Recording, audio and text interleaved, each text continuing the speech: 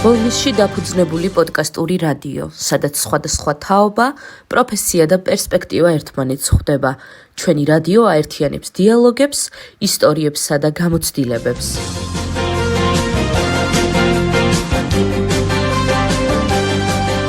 მოგესალმებით საუბრის სივრცის მსმენელს, დღეს თქვენთვის მიკროფონთან იმუშავებს ქრისტინე ქუქჩიშვილი.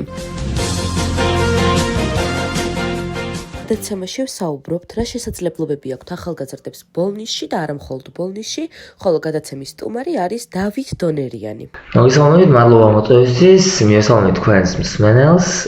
მე გახლავართ დავით დონერიანი, არასამთავრობო ორგანიზაცია ახალგაზრდები ბოლნისისთვის თავმჯდომარე. ძალიან დიდი მადლობა ბატონო დავით იმისთვის, რომ გვესტუმრეთ დღეს ჩვენ აქ და ზოგადად თქვენი საქმიანობის სფეროზე რომ გვესაუბროთ, როდის დაარსდა თქვენი არასამთავრობო ორგანიზაციაც და რა ხდება დღეს ბოლნისში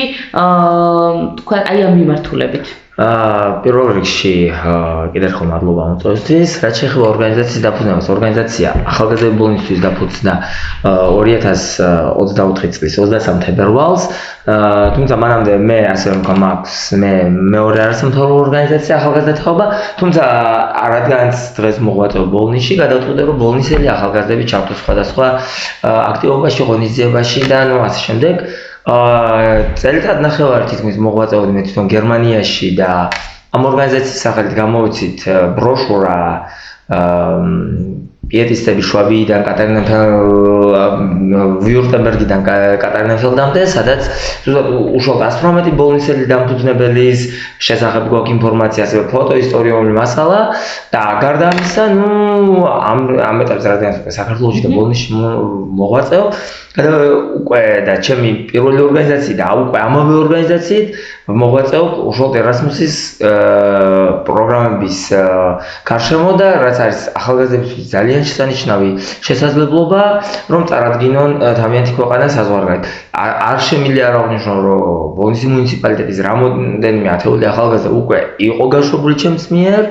პროგრამაში, თუმცა მომავალ წლის მაისში შემიძლია ვთქვა, ეს პირველი პროექტი, რომელიც არის ახალგაზრდები ბოლნისისთვის დაფინანსებული, უკვე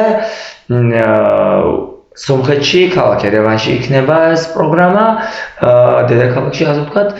და არის სიმბოლურად დაფინანსებული გერმანიის ნაციონალური სააგენტოს მიერ და ძალიან კარგი იქნება, რომ 8-დან 8 ადგილი დაიკავოს ბოლნისელმა ახალგაზრდებმა, რამე თუ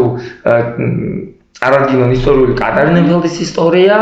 და ასევე თვითონ გერმანელებსაც რამოდენიმე კვირის წინ მქონდა ასევე ერთი პროექტი მონაწილეობდნენ გერმანელები და რომ მოუყევით კატარინენფელდზე, ეს იყო მათთვის თავიანთი და საქართველოს ისტორიის უცნობი ფურცლები. ერასმუსი არის ისეთი პროგრამა, სადაც ახალგაზრდებს აძლევენ საშუალებას გაემგზავრონ ამა თუ იმ ქვეყანაში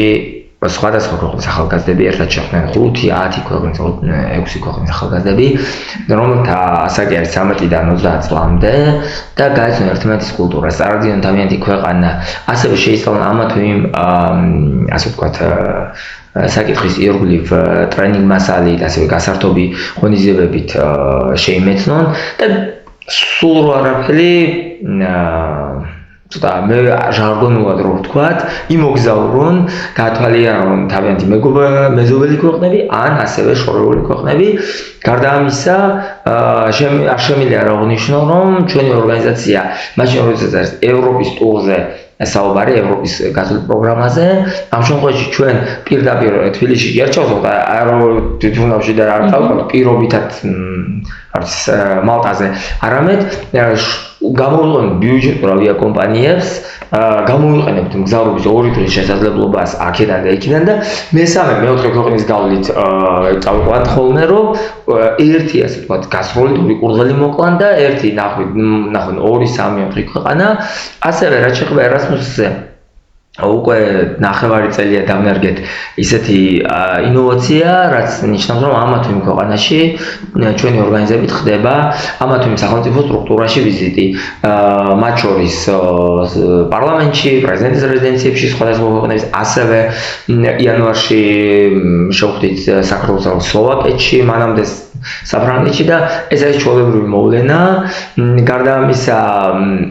მოგზაურობის და თვითმფრინავის მთავარი ნაწილი არის პილოტის კაბინა, რაც ცოტა რამოდენიმე წლით უკან რო წავიდეთ საბჭოთა კავშირის ნარატივი გადმოსული დღევანდელობაში, სამწუხაროდ რომ პილოტის კაბინაში შესვლა არის აკრძალული. ამ შესაძლებლობასაც ვაძლევთ ახალგაზრდებს, რომ თვითმფრინავი რო დაჯდება, დაათვალიერონ რამე თუ ისინი არიან არასრულწლოვანები და ხვალ უნდა გააკეთონ სწორი არჩევანი. იქნება და ვინმე მომდეს პილოტობა, ან კაბინქრიობა. ეს საუბარი ცოტა შორს აგვიყვანს, მაგრამ რაც შეეხება Erasmus, გარდა იმისა, რომ ამ ყველაფერს თავაზობ და ზოგადად თვითონ პროგრამა თავაზობს, შემიძლია ვთქვა, რომ ამით იძენენ ევროპულ ღირებულებებს, რომ ჩვენ განურჩევლად მოქალაქეობისა საქართველოს, სომხეთის, იტალიის, გერმანიის, მალტის და ნებისმიერ სხვა ქვეყნის მოქალაქე მნიშვნელობა არ აქვს, რომელი ქვეყნის პასპორტი გვიჭრავს ხელში და რომელი ქვეყნის კონსტიტუცია არის ჩვენი მფარველი, ჩვენ ვართ ყველანი თანაბრები, განურჩევლად სქესისა, ასაკისა, რელიგიისა, მოქალაქეობისა და ასე შემდეგ და ასე შემდეგ. შესაბამისად, ამით ჩვენ ვიგებთ თუ რა ახასიათებს პირობითად იტალიელ ახალგაზრდას და ქართველ ახალგაზრდას, რა არის ჩვენ შორის საერთო და განსხვავებული და ვცდილობთ ზუსტად ის ხიდი აღვადგინოთ ახალგაზრდებს შორის, რომ დიახ, შეიძლება წახვიდე ადამიანი ერთი წლით სასწავლებლად ან მაგისტრატურაზე და ასე შემდეგ. ეს არის თვითონ Erasmus-ის მნიშვნელობა, თუმცა არ შემიძლია არ აღვნიშნო ორი დღის წინ ერთ-ერთი საინფორმაციო სააგენტოს მიერ, Gem News-ის მიერ გავრცელებული fake news-ი შეიძლება ითქვას, რომ 1 იანვარი 2026 წლისა Erasmus-ი აღარ იქნება საქართველოში დაფინანსებული და ვერც ერთი ახალგაზრდა ვერ ჩაერთვება ამ პროექტებში. რამოდენიმე კვირის წინ ზუსტად ბოლნისის დასრულთა განლების სცენას და ასევე თქვენს კოლგას გერმანიის ასე ვთქვათ პროგრამის ფარგლებში ქონდა გამოცხადებული მედია წიგნიერებას და fake news-ებზე ზუსტად კონკურსი. ზუსტად მედია წიგნიერება არის ის, რაც არის ინფორმაციის გაცნობა, მისი კრიტიკულად გააზრება და შემდგომ ტვინში გადახარშვა თუ რა არის ამა თუ იმ ასე ვთქვათ ინფორმაციის გავრცელების მიზანი. ეს სამწუხაროდ არის კიდევ ერთი საბჭოური ნარატივი, რომ ინფორმაციის გადამოწმება სიზუსტე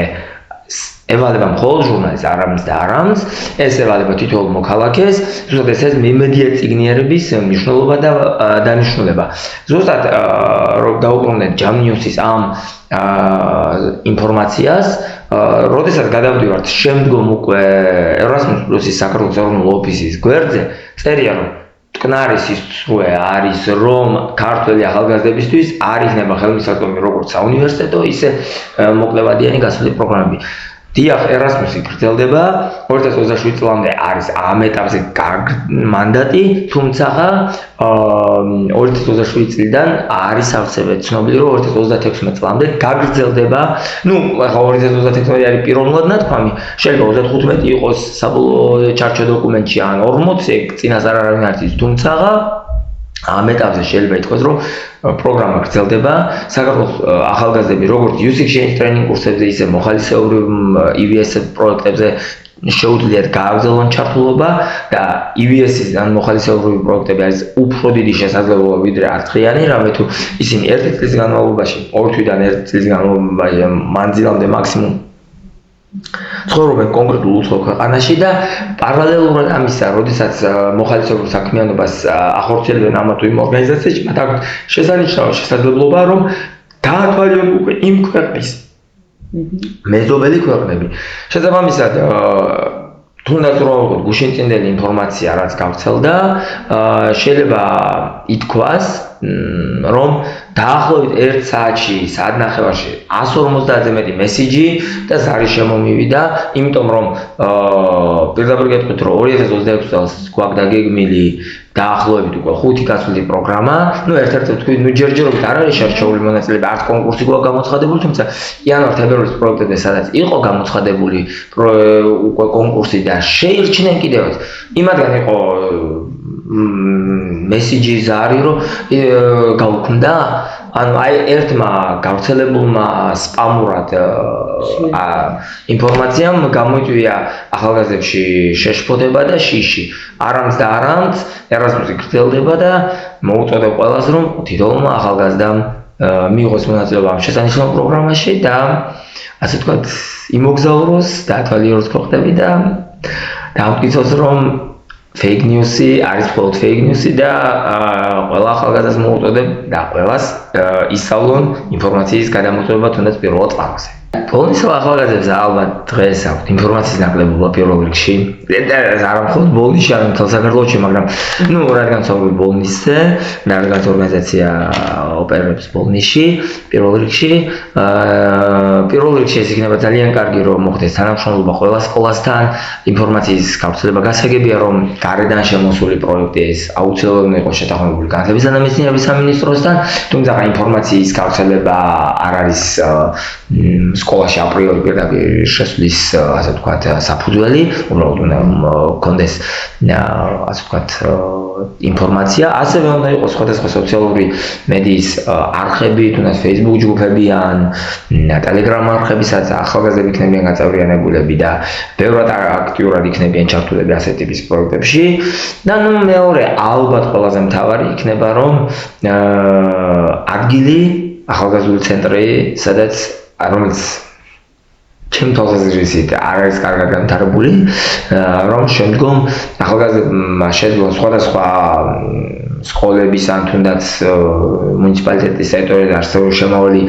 სოფლებისა თუ დაბების ახალგაზრდები ერთმანეთს შეხვდნენ, გაუზიარონ ერთმანეთს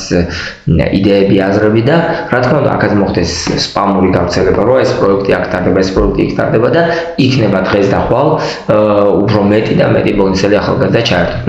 რა თქმა უნდა, ბოლნისელი ახალგაზრდები უნდა იყვნენ ახალგაზრდა ელჩები, პირველ რიგში ზუსტად ისტორიული კატარინენფელდის ინფორმაციის სპამურად, ოღონდ დადებითად სპამურად გავრცელებისა, რამე თუ დიახ, ეს არის ჩვენი ისტორია და ალბათ კარგი იქნება, რომ შესაძლოა ასევე დაიდგას მემორიალური დაფა ზუსტად იმ 18 პიეტისტისა, რომელმაც დააფუძნა ქალაქი ბოლნისი. აქტიურად ახალგაზრდებო და წარადგინეთ თქვენი ქვეყანა და ზოგადად ამ შემთხვევაში ბოლნის მუნიციპალიტეტი და რა თქმა უნდა ქვეყანა საერთაშორისო საზოგადოებას.